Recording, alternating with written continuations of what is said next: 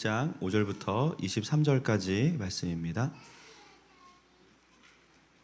우리 한 목소리로 교독하도록 하겠습니다. 제가 먼저 읽겠습니다. 유대왕 헤롯 때에 아비야 반열에 제사장 한 사람이 있었으니 이름은 사가랴요 그의 아내는 아론의 자손이니 이름은 엘리사벳이라.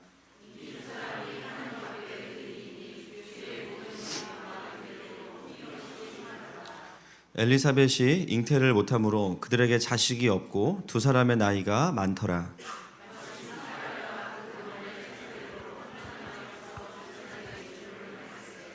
제사장의 전례를 따라 제비를 뽑아 주의 성전에 들어가 분향하고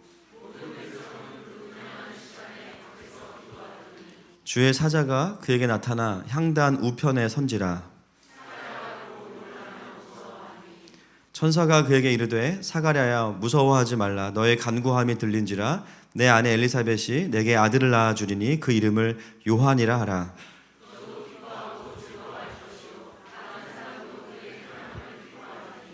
이는 그가 주 앞에 큰 자가 되며 포도주나 독한 술을 마시지 아니하며 모태로부터 성령의 충만함을 받아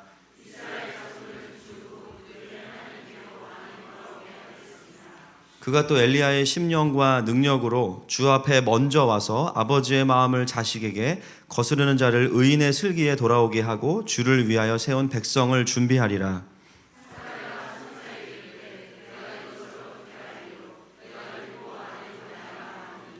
천사가 대답하여 이르되 나는 하나님 앞에 서 있는 가브리엘이라. 이 좋은 소식을 전하여 내게 말하라고 보내심을 받았노라.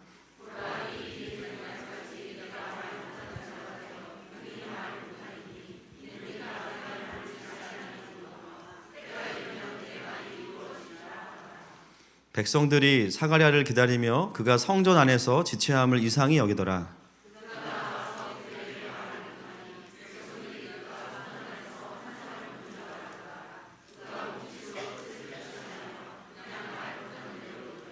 함께 읽겠습니다. 그 직무의 날이 다 되매 집으로 돌아가니라. 아멘. 이 목을 같이 한번 읽겠습니다. 시작. 아멘. 기도하겠습니다. 하나님, 말씀은 우리의 양식입니다. 오늘도 우리가 주님의 양식을 먹습니다.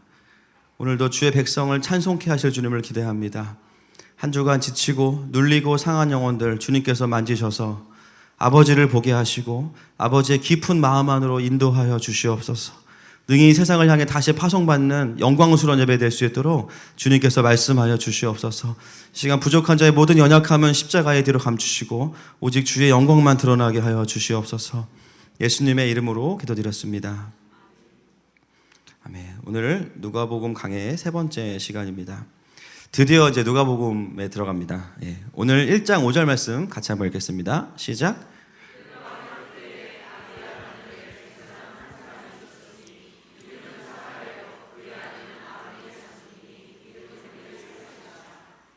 아멘.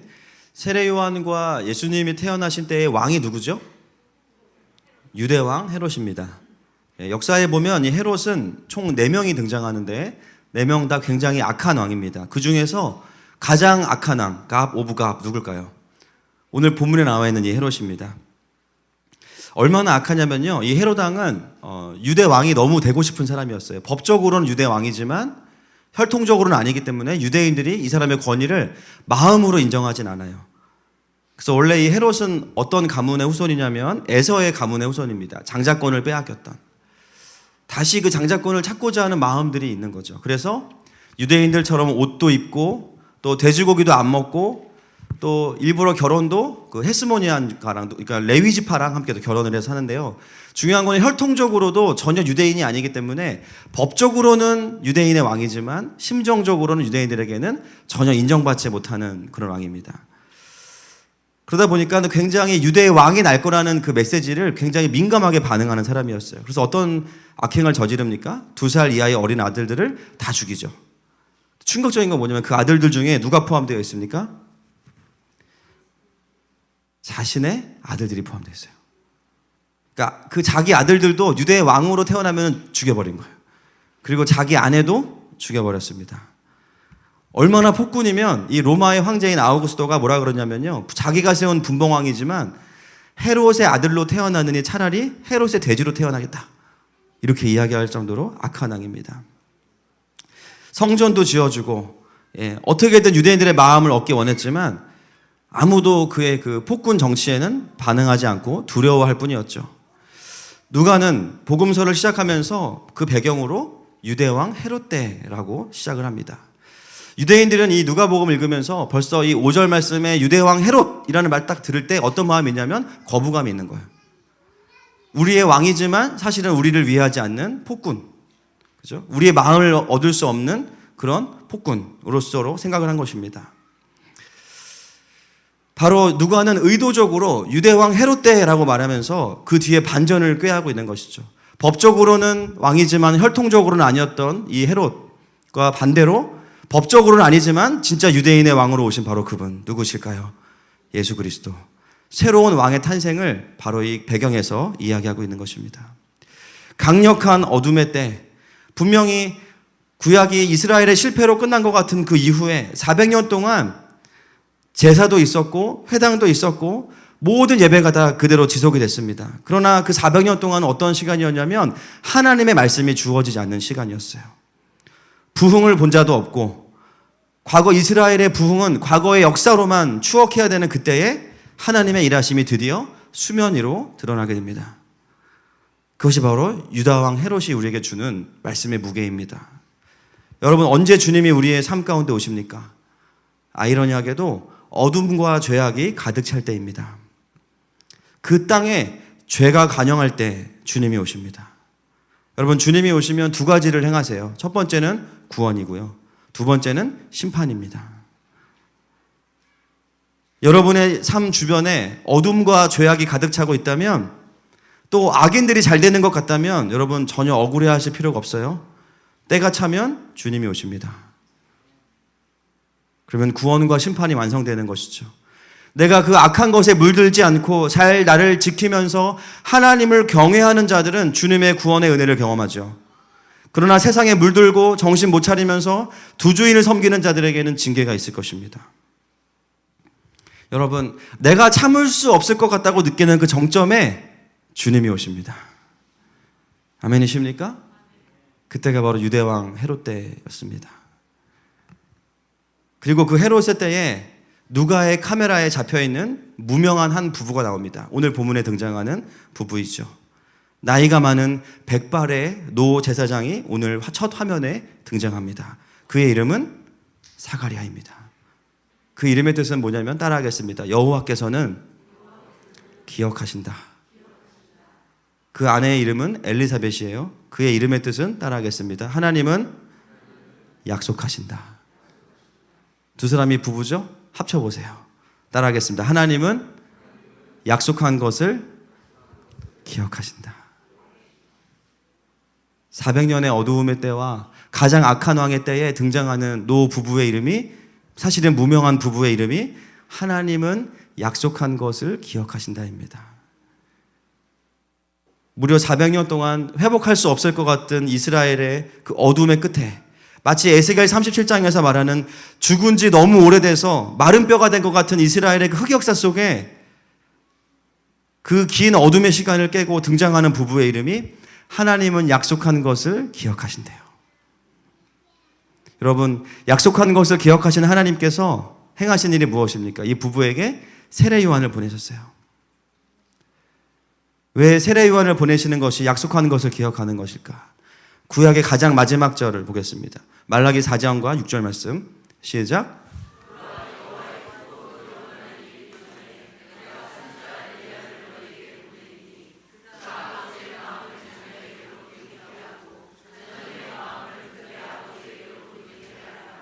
돌이키지 아니하면 두렵건대. 자, 오늘 본문에 누가복음 1장 17절도 읽겠습니다. 같이 읽겠습니다. 1장 17절 시작. 그가 또 엘리야의 심령과 능력으로 주 앞에 먼저 와서 아버지의 마음을 자식에게 거스르는 자를 의인의 슬기에 돌아오게 하고 주를 위하여 세운 백성을. 아멘. 구약의 마지막의 끝이 엘리야가 올 거라는 거예요. 누가복음의 시작은 엘리야가 왔다라는 것이죠. 400년의 공백기를 말씀으로 탁 연결하고 있는 것입니다. 무려 430년이 지난 이후에 약속대로 하나님은 세례 요한을 엘리야와 같은 심령과 능력을 가진 사람으로 보내십니다. 많은 사람들이 이 사이에 신구약 중간기를 뭐라고 부르냐면 하나님의 침묵기라고 부릅니다. 이스라엘은 구원을 갈망하고 기도하지만 하나님이 어떤 말씀도 주시지 않고 어떤 액션도 취하지 않는 것 같은 그 긴 시간, 하나님의 침묵기. 이스라엘은 이제 모든 게 끝났다라고 생각할 겁니다. 과거에는 우리가 하나님의 백성인 것이 영광스러웠지만 더 이상 하늘의 하나님은 우리를 위하시지 않는다고 생각했어요. 낙심한 수준이 아니라 완전히 소망을 잃어버렸죠. 물론 그 중에 소수는 여전히 주님의 일하심을 기다리는 자들이 있었지만 대부분은 이제 성전도 제사도 하나님이란 분도 그냥 마음의 위안 정도로만, 형식으로만 예배를 드렸습니다. 그런데 진리는 무엇이냐면 하나님은 여전히 하나님의 약속을 기억하고 계셨습니다. 아멘이십니까? 여러분, 우리의 인생에 하나님의 침묵기가 있습니다. 내가 그렇게 기도하고 고통스러워하고 주님의 일하심을 간절히 갈망했던 시간들, 그런데 하나님 나에게 그렇게 일하시지 않는 때가 있어요. 그때 우리는 어떻게 반응합니까? 왜 하나님 일하시지 않는지 원망하기도 하고 하나님을 향해서 상처를 갖기도 합니다. 여러분, 오늘 우리가 이 본문을 마주하면서 깨닫게 되는 진리가 있다면 하나님은 우리가 보이지 않을 때도 일하시는 하나님이십니다. 아멘이십니까? 우리는 인간이기 때문에 그럴 수밖에 없는 거예요. 내가 안 보이면 하나님께서 일하시지 않는다고 생각하는 거예요. 여러분, 제일 싫어하는 회사의 부장님 어떤 분이십니까? 일과 내내 밖에 나가겠다가 잠깐 들어왔는데 그때 내가 자리를 비웠어. 잠깐. 김 과장 일 안 한다고 빠졌다고. 얘 얼마나 억울해. 열심히 일했는데, 그죠? 내 눈에 안 보인다고. 근데 여러분, 부장님 미워할 거 없어요. 여러분들이 하나님께 그러고 있습니다. 내가 안 느껴지고 내 삶에 다가오는 게 없다고 우리는 하나님께 뭐라 그래요? 왜 일하시지 않습니까? 라고 추궁하죠. 여러분, 하나님께서 내 눈에 보이지 않게 일하시는 것은 말 그대로 보이지 않게 일하시는 거예요. 어떨 때는 너무나 분명하고 명확하게 일하실 때가 있습니다. 응답하실 때가 있고요. 감동을 주실 때가 있어요. 그런데 어떤 때는 전혀 하나님이 안 계신 것처럼 내 삶이 그냥 무의미하게 흘러가는 시간들이 우리의 인생에 있어요. 여러분, 그때 우리가 어떻게 해야 될까요? 따라합시다. 하나님을 기대하자. 기대하는 거예요. 하나님 일하시고 계시기 때문입니다. 여러분, 하나님은 우리에게 약속하신 것을 기억하시고 지키시는 하나님이십니다. 그래서 오늘 본문에는 이 나이 많은 두 제사장 부부가 등장해요. 사가랴와 엘리사벳은 어떤 평가를 받고 있냐면 6절 말씀 한번 같이 읽겠습니다. 6절 시작.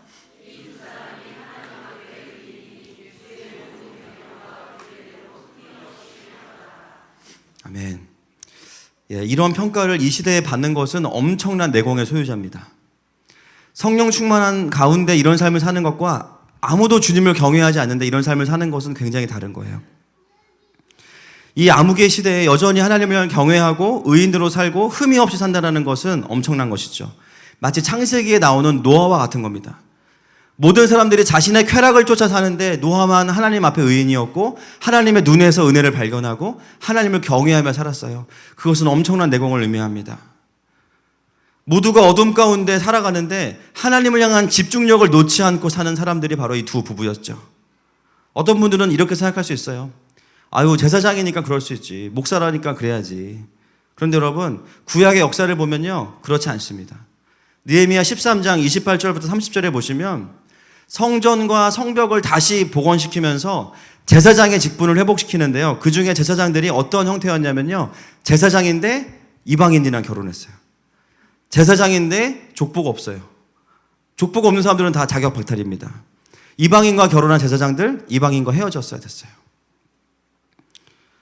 제사장이라고 다 진짜가 아니었던 것이죠.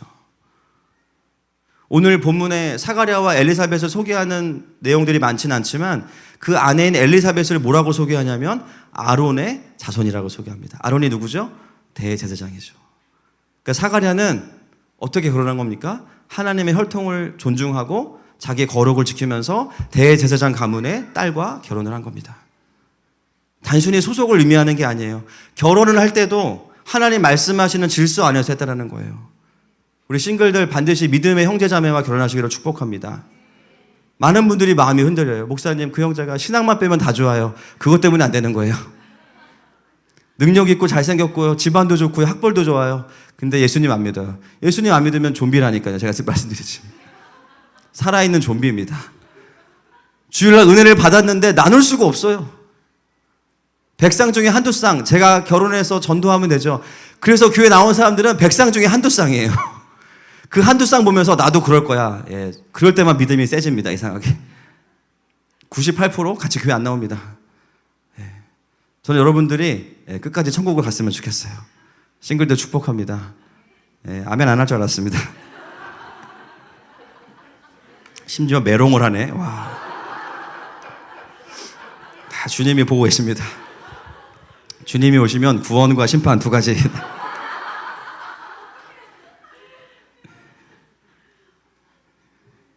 예, 우리와 다르게 어쨌거나 사가랴는 믿음의 가정을 이루었죠.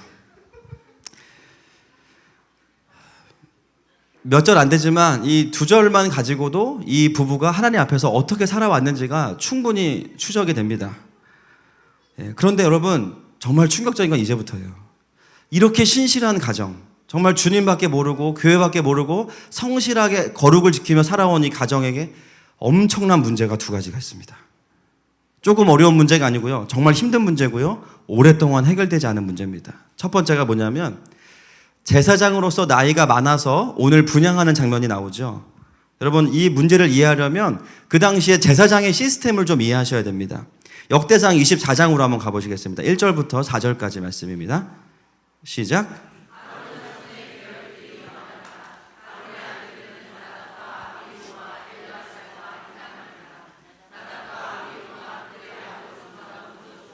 그들에게 아들이 없으므로 엘르아살과 이다말이 제사장의 직분을 행하였더라. 다윗이 엘르아살의 자손 사독과 아히멜렉과 더불어 그들을 나누어 각각 그 섬기는 직무를 맡겼는데 엘르아살의 자손 중에 우두머리가 이다말의 자손보다 많으므로 나눈 것이 이러하니 엘르아살 자손의 우두머리가 16명이요 이다말 자손은 여러분 이게 무슨 말이냐면요, 대제사장 아론의 아들은 4명이 있습니다. 첫째가 나답이고요, 두 번째가 아비후, 엘르아살과 이다말인데 첫째와 둘째가 죽죠. 왜 죽습니까? 다른 부를 가지고 분향해서 술 먹고 들어가서 즉사합니다. 남은 두 아들 엘르아살과 이다말이 제사장의 직분을 감당하는데 처음에는 둘이었지만 점점 시간이 지나면서 제사장들이 많아지기 시작했어요. 다윗의 시대에 이르니까 제사장들이 너무나 많은 거예요. 제사는 정해져 있는데. 그래서 엘르아살의 자손들을 16반열로 나누고 이다말의 자손들을 8반열로 나누어서 16 더하기 8 몇이죠? 24반열을 만든 거죠. 24반열의 제사장들이 돌아가면서 1년 52주의 예배를 섬기는 겁니다. 그러면은 24반열이니까 한 반열당 몇 번? 2번 정도 예배를 섬기게 되는 거죠. 똑똑하시네요. 그 중에 아비야 반열은 역대상 24장 10절 한번 보겠습니다. 시작.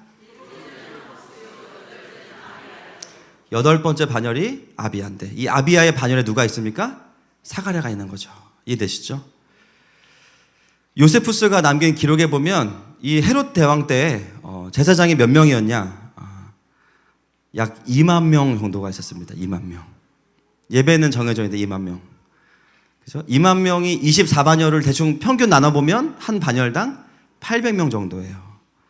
한 반열이 1년에 2번 섬기니까 800명을 둘로 나누면 400명, 400명. 그러니까 상반기 때 우리 반열이 맡은 예배가 있다 그러면요, 그 한 번의 분향을 400명의 제사장 중에 한 명이 섬겨야 되는 거예요. 이해되십니까? 주일날 찬양인도 한번 하려면은 400대 1의 경쟁률을 뚫어야 돼요. 우리 교회 주보 한번 나눠주려면은 800대 1을 뚫어야 되는 거예요. 만약에 순번대로 가면요, 만약에 우리 김학표 전사님이 이번 주에 찬양인도 했어요. 그 다음 400년 뒤에 해야 됩니다. 이게 가능한 분은 무드셀라밖에 없어요. 969살. 2번 하고 그냥 주님께 갑니다. 많이 해야 2번이에요. 많이 해야. 그래서 오늘 본문에 보면 뭐라고 나오냐면 제비를 뽑아서 했다 이렇게 나오죠. 제비를 뽑는 이유가 그겁니다. 시편에 보면 제비는 사람이 뽑지만 하나님이 선택하신다고 나오죠. 자, 여러분, 사가랴는 지금 나이가 많다고 나오죠. 근데 오늘 비로소 성소에 들어갑니다. 그 말은 무엇을 의미할까요? 맞아요. 그동안 한 번도 뽑히지 않은 거예요. 근데 나이가 많아요. 은퇴를 얼마 남지 앞에 두고 있습니다. 긴 시간 동안 여러분 생각해 보세요. 이번 주에 우리 반열이다 그러면요, 모든 제사장들이 다 금식기도 들어가는 거예요. 주님, 저를 뽑아주세요. 저를 뽑아주세요, 제발. 제가 군대에 있을 때, 제가 이등병일 때 고참들이 저를 이쁘게 봐주셔가지고 막 오락부장을 시켜줬는데 제가 마피아 게임을 했어요. 20명을 데리고. 자, 고개를 숙이세요 그러면은 고참들이 다 자기 뽑으라고 막 이러고 있어요. 안 뽑으면 그날 죽습니다. 무조건 뽑아야 돼. 뽑으면 잘 못해서 바로 죽으면서.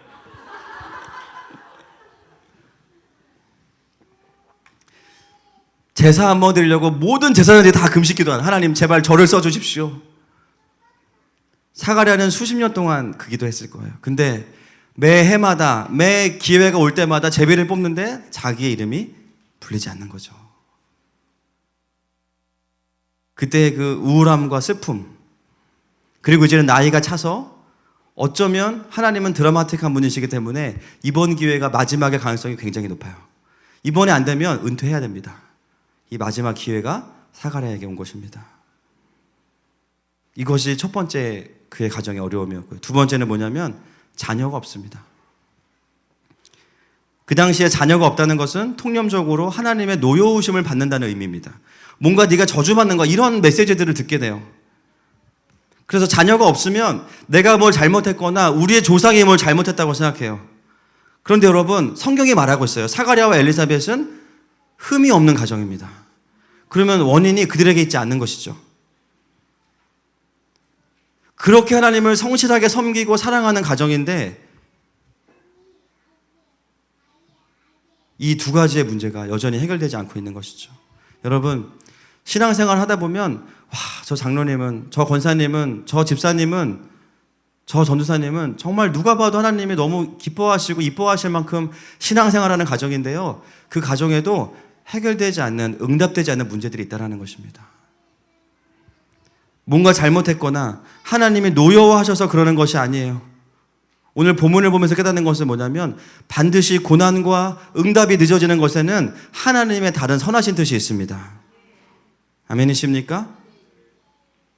사가랴의 가정의 두 가지의 문제를 종합해 보면요, 제사장인데 소명을 이루지 못하고 자녀가 없기 때문에 자신의 그 영광스러운 소명을 전수할 수 없는 상황이에요. 현재와 미래가 다 막혀 있는 상황입니다. 여러분이라면 어떻게 하시겠습니까? 평생을 내가 주님을 섬겼는데 현재와 미래가 다 막혀 있어요. 주변 사람들이 다 인정해요. 당신같이 신앙생활하는 게 진짜야, 이렇게 다 인정해요. 그런데 내가 다른 사람을 중보기도 하면 다 응답이 있어. 내 기도는 응답이 없어. 정말 내 마음속에 담아둔 간절한 기도에는 응답이 없어요. 그러나 그럼에도 불구하고 사가랴의 가정을 통해서 배우게 되는 것은 뭐냐면 그럼에도 불구하고 하나님을 사랑합니다. 종종 마음의 서운함과 하나님을 향한 원망이 올라올 수 있겠죠. 근데 심지어 그런 상황에서 본문에 보니까 엘리사벳은 아이를 낳을 때를 넘겨버려요. 가임기가 끝납니다. 현실적으로 절망해도 되는 상황이 펼쳐집니다. 여기까지가 세례 요한의 탄생 배경이에요.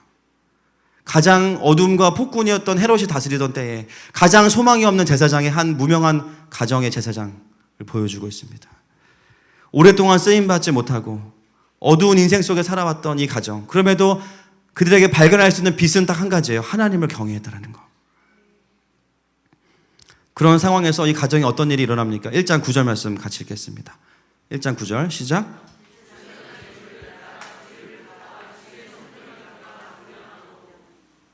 제비를 뽑는 날이 됐습니다. 이번이 마지막일 거예요. 이번에도 사가랴는 크게 기도하지 않습니다. 그렇죠? 왜냐하면 그동안 숱하게 기도하고 기대했다가 안 됐으니까 또 안 될 거야. 그리고 기대하는 만큼 낙심하니까 기대하면서도 안 될 거라는 걸 전제해야 돼. 그래야 내가 마음 추스리기 쉬워. 이런 마음으로 그 제비 뽑는 자리에 갔을 겁니다. 수십 년 동안 한 번도 나는 제비를 뽑혀본 적이 없는 거예요. 매해마다 다른 사람의 이름이 불렸죠. 오늘도 제비를 뽑습니다. 아비야 반열의 제사장들이 모여있어요. 800명이. 대제사장이 마치 로또 추천을 하듯이 탁 뽑아서 이름을 부릅니다. 이번 제사를 섬길 아비야 반열의 제사장은 사가랴입니다. 감사합니다. 이번 제사를 섬길 아비야 반열의 제사장은 김다련입니다. 이번 아비야 반열의 제사를 섬길 제사장은 김화평입니다. 여러분, 사가랴의 마음이 어땠을까요? 이번에 안 되면 이제는 나는 불명의 은퇴다. 우리 가문의 치욕이다. 자녀도 없는데 이제 나는 끝났구나. 그리고 하나님께 너무 죄송한 마음이 있었겠죠. 나를 제사장 삼아 주셨는데 내가 아무것도 주를 위해 한 게 없는 거예요. 그 상한 마음과 두려운 마음으로 앉아 있는데 자기의 이름이 불린 거예요.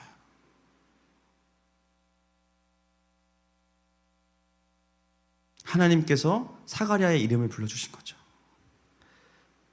여러분, 혹시 내 삶 속에서 나는 이제 안 된다고 생각하시는 분 계십니까? 나는 여기까지인가 보다. 난 더 이상은 내가 할 수 없다. 여러분, 하나님께서 오늘 여러분의 이름을 부르고 계십니다. 그의 이름의 뜻은 내가 기억한다. 내가 너의 예배를 받고 싶다. 나는 너의 모든 기도를 기억하는 하나님이다.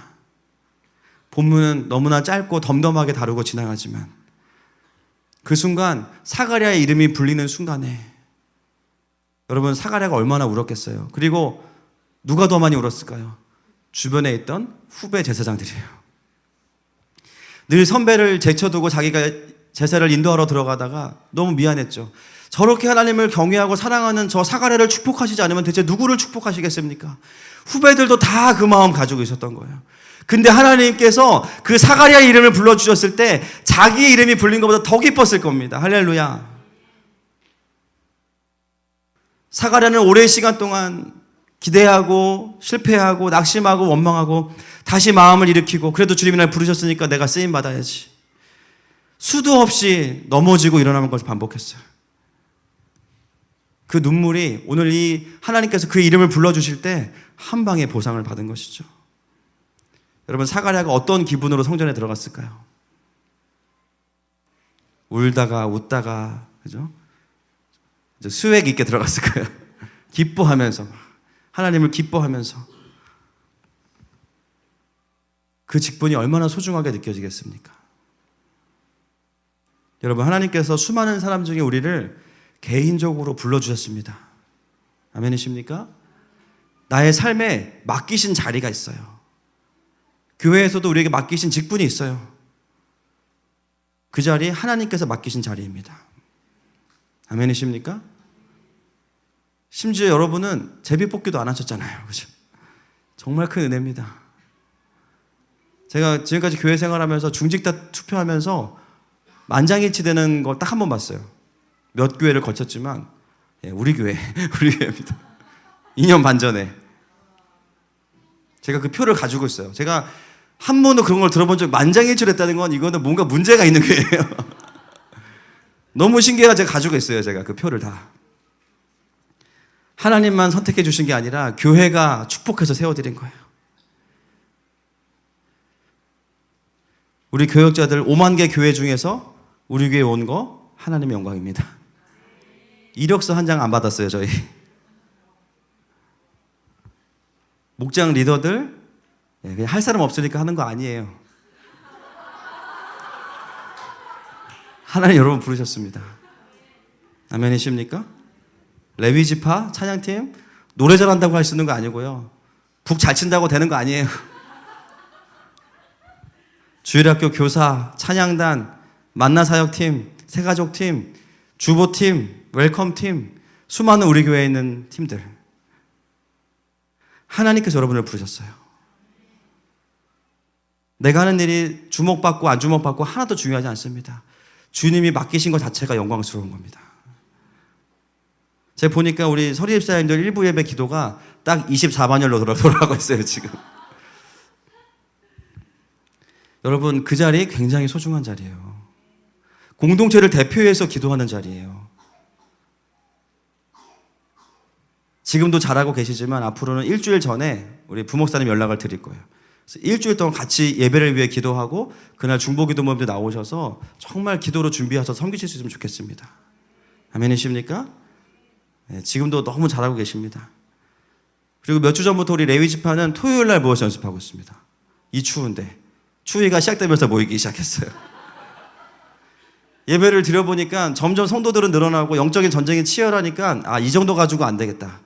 연습 들어가자마자 예배가 달라지고 있습니다.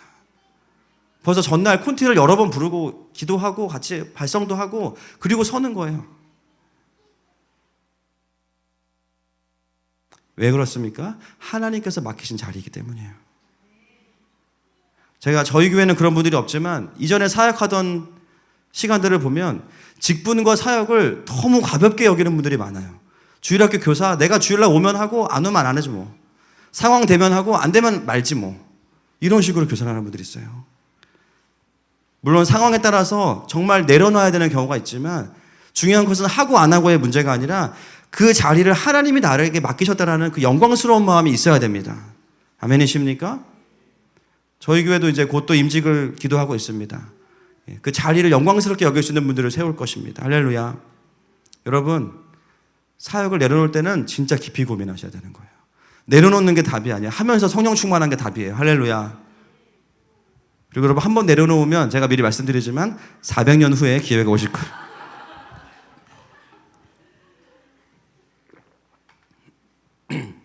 지금 주일학교 교사 자리가 몇 개 안 남았습니다. 빨리 치열하게 신청하셔야 됩니다. 자, 따라합시다. 주님이 쓰시고자 할 때 쓰임받자. 그것이 행복한 삶입니다. 기회가 주어질 때 쓰임받는 삶을 사는 게 행복한 거예요.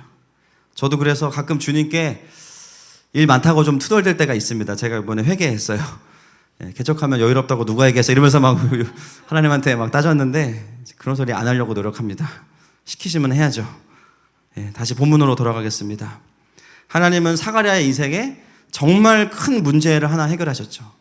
근데 거기서 끝이 아니고요. 그 다음에 해결이 있습니다. 10절과 11절 말씀 같이 읽겠습니다. 시작.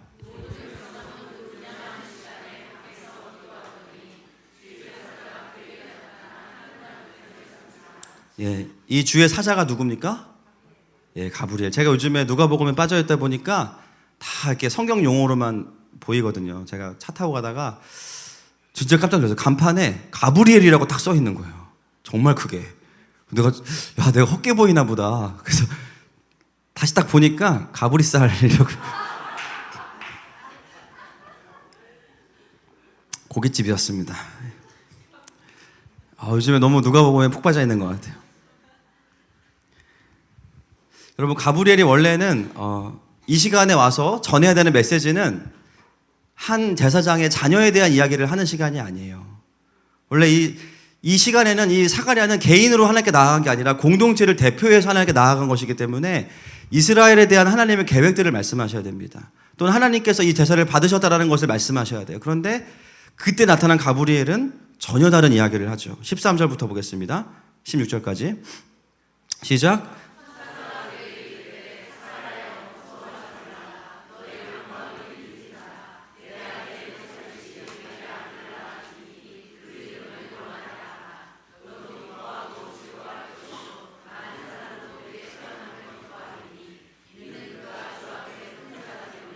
포도주나 독한 술을 마시지 아니하며 모태로부터 성령의 충만함을 받아 이스라엘 자손을 주 곧 그들의 하나님께로 많이 돌아오게 하겠습니다. 사가랴의 인생의 마지막 남은 문제였던 자녀의 문제를 해결해 주십니다. 그런데 그 자녀가 보통 자녀가 아니에요. 그냥 네 제사장직을 좀 이어받을, 여러분 새슴 얘기하는 거 아닙니다. 이어받을 그런 수준의 이야기가 아니에요. 무엇입니까? 그가 바로 세례 요한이에요. 예수님의 다시 오실 길을 직접적으로 예비하는 광야의 소리. 사람이 낳은 자 중에 가장 큰 자인 세례 요한. 여러분, 왜 출산이 늦어져야 했습니까? 예수님과 때가 맞아야 되기 때문이에요. 여러분의 기도 응답이 왜 늦어집니까? 하나님의 때가 있기 때문입니다. 그냥 기도하자마자 주셨다면 그 아이는 예수님과 무관한 아이가 되었을 거예요. 내가 하나님 앞에서 순전하게 간구하는데도 하나님의 응답이 늦어진다면 여러분 거기에는 반드시 이유가 있습니다. 근데 그냥 이유가 아니라 따라합시다. 좋은 이유. 좋은 이유가 있어요. 그것을 신뢰하시기를 축복합니다. 그래서 하나님은 순식간에 사가랴의 인생에 두 가지의 큰 짐을 다 해결하셨어요. 하나님은 좋은 분이십니다.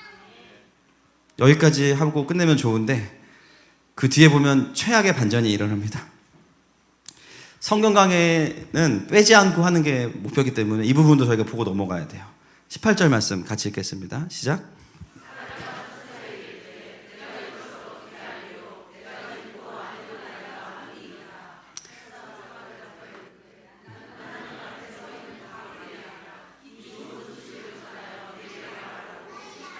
네, 감사합니다. 여기까지입니다.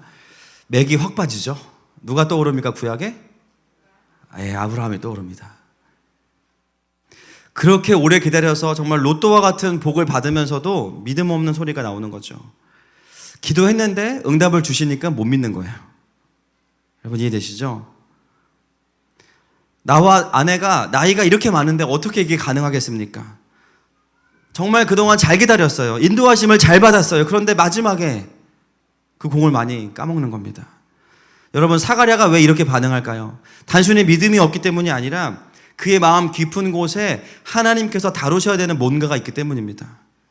그 낙심이 튀어나온 거죠. 자기 의가 튀어나온 거죠.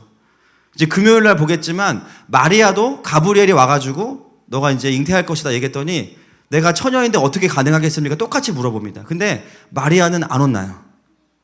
사가랴는 혼나요.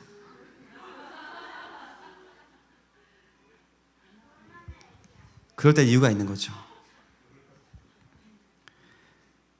사가랴가 지금 하나님 향해서 단순히 프로세스를 궁금해하는 게 아니에요. 그분 안에 있는 서운함과 낙심과 의가 튀어나온 거예요. 그동안 임신 가능할 때는 그렇게 달라고 했는데 그냥 꿈쩍도 안 하시더니 그냥 엘리사벳 그냥 뭐 입덧 한 번 안 하더니 이제 그냥 나이가 들고 어렵고 허리 아파서 애도 못 보고 막 노안이 와서 분유 양도 못 맞추는데 이제는 주시는 거 감사한데 누가 키웁니까? 뭐 이런 느낌인 거예요. 자기 의가 튀어나온 거죠. 그동안 그렇게 간구할 때는 안 주시더니 왜 이제서야 주십니까? 그래서 19절에 보면 아까 읽었지만 가브리엘이 그냥 안 넘어가요. 천사가 대답하여 이르되 나는 하나님 앞에 서 있는 가브리엘이라 이 좋은 소식을 전하여 내게 말하라고 보내심을 받았노라. 뜬금없이 이 얘기를 다시 합니다. 무슨 뜻입니까? 열받은 거죠. 야, 너 내가 산부인과 의사 내가 편박사인 줄 알아? 나 가브리엘이야. 나 그냥 일개 천사도 아니고 내가 행동대장인데 지금 너 지금 장난하니? 이렇게 얘기하고 있는 거예요. 하나님이 보내서 내가 지금 온 거야. 다시 확인하는 거야. 다시. 그리고 나서 그의 징계가 내려오죠. 이 일이 되는 날까지 너는 말을 하지 못할 것이다. 왜 하나님 이렇게까지 하실까요? 사가랴의 마음 안에 있는 하나님에 대한 원망과 자기의 마지막 남은 그 의, 내가 기다렸다. 요거 다루시는 거예요. 요거 다뤄야 됩니다. 왜냐하면 세례 요한을 키워야 되니까 이제 하나님의 사람으로. 여러분 훈련은 좋은 것입니다. 할렐루야. 하나님이 나를 다루고 계실 때 받으셔야 돼요. 그것이 영광스럽게 쓰일 수 있는 기간입니다. 자, 그 다음 보시죠. 21절부터 23절 시작.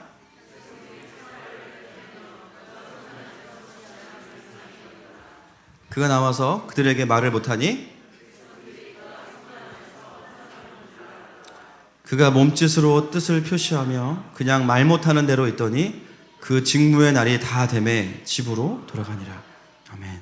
이 본문도 그냥 넘어갈 수가 없습니다. 여러분 원래 제사장들이 제사를 끝내면요 마지막이 뭔지 아십니까? 성소 밖으로 나와서 백성들을 축복하는 거예요. 축도죠, 축도. 민수기 6장 24절부터 26절 한번 같이 읽겠습니다. 시작. 여호와는 내게 복을 주시고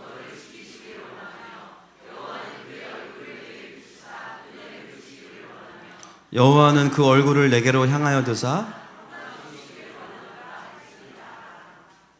성경 퀴즈. 왜 백성들이 밖에서 기다리고 있을까요? 잘하시네요. 제사장 나오기만 기다리고 있는 거죠. 왜냐하면 우리를 대신해서 속죄함으로 들어가서 회개하고 주님의 축복의 메시지를 받아서 백성들에게 선포해야 되는데, 주님이 사가랴를 뽑아주신 건 은혜지만 그 다음에 그 은혜 받은 사가랴가 잘못 반응한 거예요. 그래야 제사가 성공적으로 마지막으로 끝나는데, 놀라운 것은 제사장 사가랴가 말을 못하는 채로 성전 밖으로 나왔다는 것이죠. 하나님께서 그 입을 막으셨습니다. 단순히 사가랴 개인의 징계로 끝난 게 아니에요. 제사장이 막혀버리면 백성들을 향한 축복권을 뺏겨버리는 거죠. 여러분, 사가랴가 그동안 가장 부러워했던 모습이 뭘까요? 후배들이 들어가서 성전에서 분향하고 나와서 백성들을 향해서 축복 기도할 때, 와, 너무 멋있다. 그 한마디의 기도 들으려고 백성들이 질비하게 모여있다가 하나님께서 우리를 용납하셨어, 하나님께서 여러분들을 축복하십니다, 이 말 한마디 듣고 마음의 평안을 누렸는데, 그거 보면서 나도 저렇게 되고 싶다고 생각했는데 본인은 마지막에 그걸 누리지 못한 겁니다. 제가 전도사 때 제일 부러웠던 게 목사님들 축도하시는 거였어요. 그렇게 멋있어 보이더라고요. 장풍 쏘는 것 같고 뭔가. 알고 보니까 이건 아니래요. 이거래요. 성경적으로. 주님이 주시는 거고 제가 쏘는 거 아니죠. 그런 모습을 보면서 사가랴는, 그래, 제사장은 저런 맛이 있어야지, 저렇게 축복의 통로가 돼야지, 하나님의 대언자가 돼야지, 그렇게 생각했는데, 그가 믿음으로 반응하지 않을 때 하나님은 그의 축복권을 가져가셨어요. 오랜 기다림 끝에 하나님께서 베풀어 주신 은혜를 불평 한마디로 그냥 끝내버린 거죠. 너는 백성들을 축복할 권세가 없어, 이렇게 말씀하시는 거예요. 제가 오늘 이 본문을 설교하고 싶었을까요? 안 하고 싶었을까요? 진짜 하기 싫었습니다. 저에게 가장 부담이 되는 메시지죠, 일단은. 1차적으로는. 그러나 아파도 직면하는 것이 주님의 뜻인 줄로 믿습니다. 여러분, 저만 그렇습니까? 여러분들도 왕같은 제사장입니다. 예배당에서 은혜 받고 나가서 여러분들을 기다리는 수많은 사람들을 축복해야 돼요. 예수님 모르는 남편, 말 안 듣는 자녀들, 직장에서 나 저주하는 우리 부장님, 수많은 사람들이 우리를 바라보면서 하나님의 백성과 제사장으로 바라봅니다. 그들이 우리에게 밖에 서서 무엇을 기다리겠습니까? 똑같은 저주와 쓴말일까요? 아닙니다. 하나님의 축복의 메시지죠. 생명의 말을 기다리고 있습니다. 할렐루야. 그런데 여러분, 예배 때 은혜 잘 받고 나가면서부터 불평을 하시게 되면요, 그 입의 축복의 권세를 하나님이 가져가시는 거예요. 예배 잘 드려놓고 한순간에 은혜 다 날리는 겁니다. 우리는 너무 쉽게 그 권리를 빼앗겨 버리죠. 여러분, 은혜 받고 나서 본당에서 나가시기 전에 좀 마음의 단도리를 하시면 좋겠어요. 축복합니다. 내가 이렇게 은혜 받았는데 나가서 10분도 안 지나서 신세한탄하고 원망하고 불평한다면 여러분에게 가브리엘이 개인적으로 신방갈 겁니다. 자신이 없는 분들은 앞으로 교회에서 마스크를 하나 준비해 드릴게요. X자 딱 진하게 돼 있는 걸로. 내가 불평할 바에는 내가 벙어리로 지내겠다, 하루 동안. 여러분, 주의 목장에서는 정치 경제 얘기 필요합니다. 그런데 세상 걱정 정치인에게 맡기시고 주님께 맡기시고, 여러분, 내가 은혜 받은 얘기 하세요. 할렐루야. 내가 어떻게 하면 우리 가정을 축복할 것인가, 내가 어떻게 하면 나와 살을 맞대고 살아가는 자들에게 제사장적인 삶을 살 것인가, 이거를 나누셔야 됩니다. 그게 목장 모임이 존재하는 이유죠. 목장 모임 시간에 못하면 밖에 나가면 더 못할 거예요, 여러분. 주일날 훈련하셔야 됩니다. 아멘이십니까? 그래도 사가랴와 엘리사벳은 하나님이 세례 요한을 주시다가 가져가시진 않았어요. 다행히. 다른 반열로 가지도 않고 그냥 그건 진행하시지만 다루시는 거죠. 하나님 좋은 분이십니다. 이 다음 이야기는 금요일 날 이어집니다. 말씀을 좀 마무리하겠습니다. 여러분, 우리의 인생에 하나님께서는 세례 요한을 준비하고 계십니다. 왜냐하면 하나님은 쉬지 않고 일하고 준비하시기 때문입니다. 여러분, 오늘 우리가 기도하는 가운데, 말씀 듣는 가운데 내 삶에 믿음 없이 낙심했던 부분들이 있다면 다시 좀 주님께 가지고 나아가십시다. 어쩌면 나는 안 돼, 또는 내 인생에 지금 가장 불행한 시기야, 유다의 왕의 헤롯과 같은 시기야, 오랫동안 기다렸지만 번번이 응답이 없었어. 그것 때문에 불평하고 계시다면 시간에 우리 좋으신 아버지 앞에 나아가십시다. 오늘 주님이 여러분에게 그 삶을 살아갈 수 있는 은혜를 주시고 계십니다. 아멘이십니까? 우리 함께 이 찬양 올려드리면서 주님의 임재 앞으로 더 깊이 들어가십시다.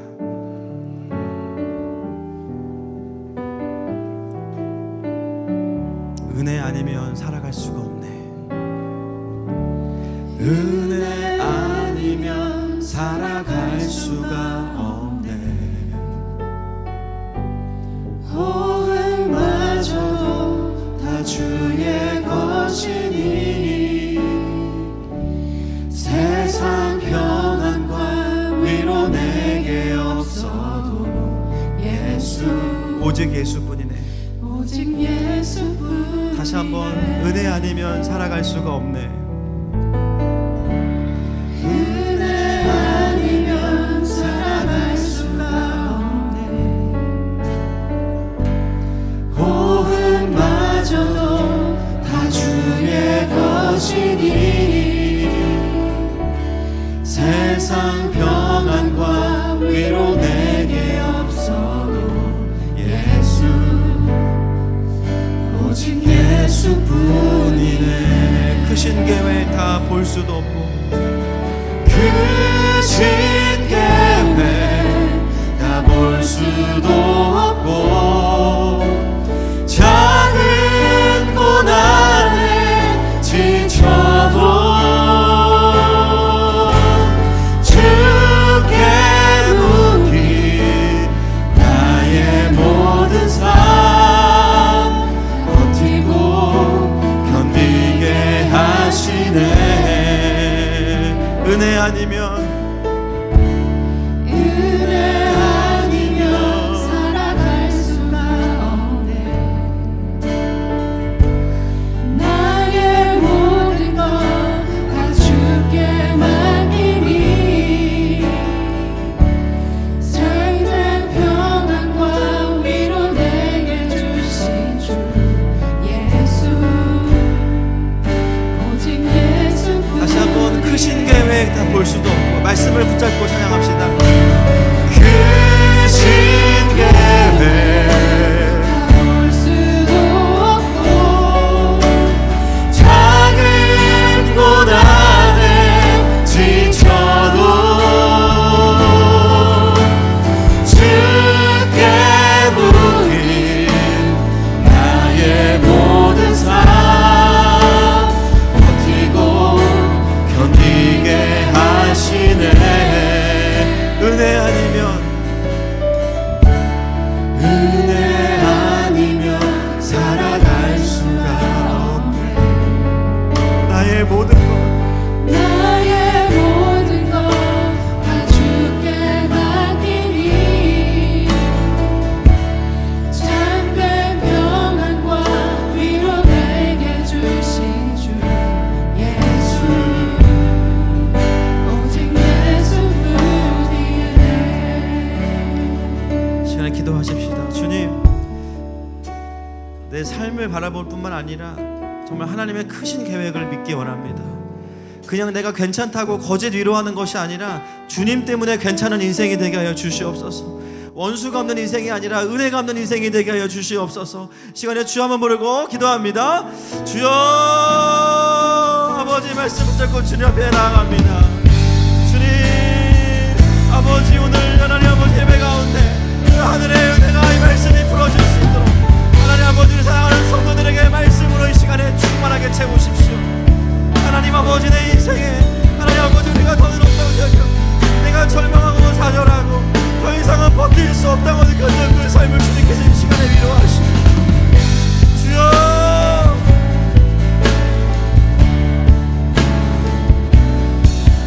아버지 하나님 그 삶이 되게 하여 주시옵소서. 하나님 아버지 주님의 그네가 붙잡아 주시옵소서. 하나님 아버지 그네에게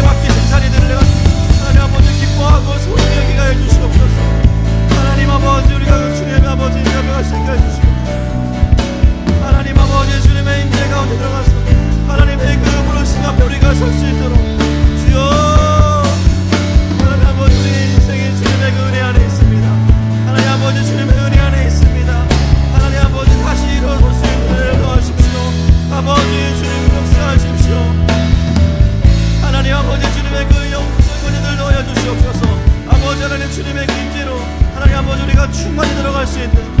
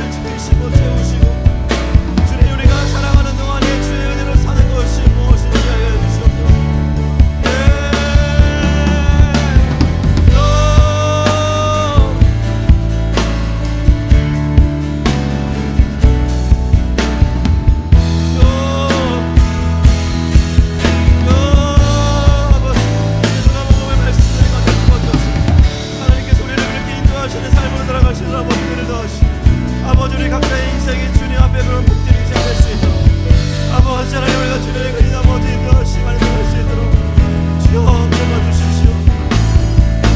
주여 아버지가 주님의 그 권세를 내려주게 해주시오.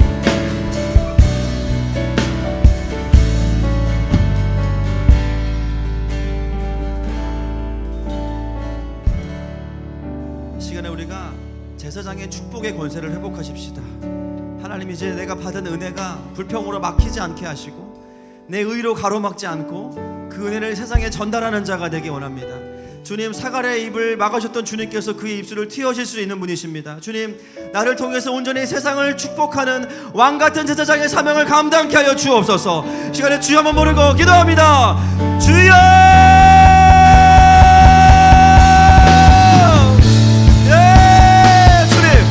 하나님 아버지 우리 주님 아버지 부르심 앞에 나아갑니다. 하나님 아버지 우리 입을 열어서 하나님 수많은 하나님의 백성들을 일으키기 원합니다. 하나님의 그 복음을 듣기 원하는 자들에게 하나님의 그 부르심의 말씀 하나님의 마음을 풀어내는 자가 되게 하여 주시옵소서. 하나님 아버지 주님께서 우리 가운데 그 입술의 권세를 주셨습니다. 하나님 내가 맡김으로 인해서 다른 자들의 은혜를 찾아가는 것이 아니라 하나님 아버지 그 축복의 권세가 우리 가운데 임할 줄을 믿습니다. 주님 넣어여 주시옵소서.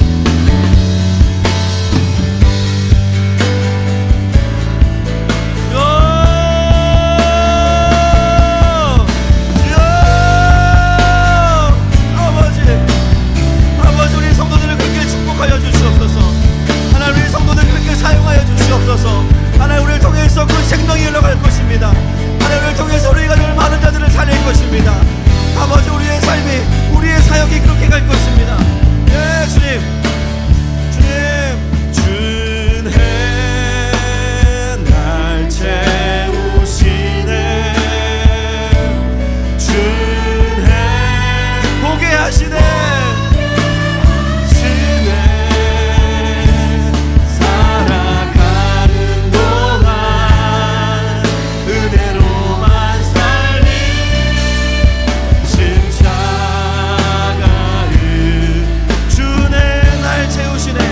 고백하십시다. 주의 날 채 우리를 통해 그 생명이 흘러갈 지어다. 주의 보게 하시네 살아가는 동안 은혜로만 살리 십자가 시간의 말씀을 가지고 우리 하늘마음교회를 좀 축복하기 원합니다. 하나님께서 세례 요한을 오랫동안 준비하신 것처럼 하나님께서 이 교회를 오래전부터 준비하셨습니다. 우리 교회 역사는 짧지만 이미 주님께서 이 교회를 그의 마음속에 가지고 계셨어요. 하나님 어둠의 때라고 말하고 교회가 어렵다라고 말하는 영적인 침체의 시기 가운데에 세례 요한과 같은 교회가 되게 하여 주시옵소서. 부흥의 불을 당길 수 있는 도화선과 같은 교회가 되게 하여 주시옵소서.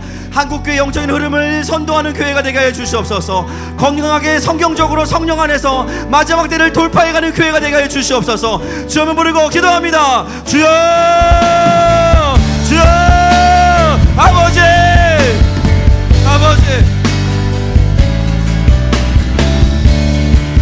예 주님 가라바라와 야라바야라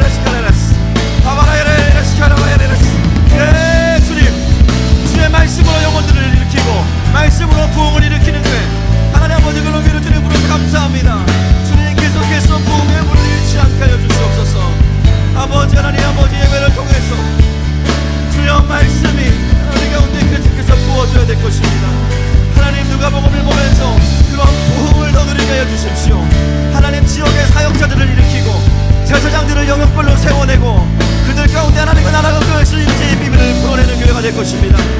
하나님 것을 위해서 함께하는 모든 사역들을, 모든 단체들을 축복하여 주시옵소서. 하나님 우리가 집중해야 될 것이 하나님 아버지 바로 여기 있습니다. 주님 하나님 아버지 교회를 통하여서 하나님 분당뿐만 아니라 이 온 열방 가운데 하나님의 킹덤이 무엇인지 풀어주는 교회가 될 것입니다.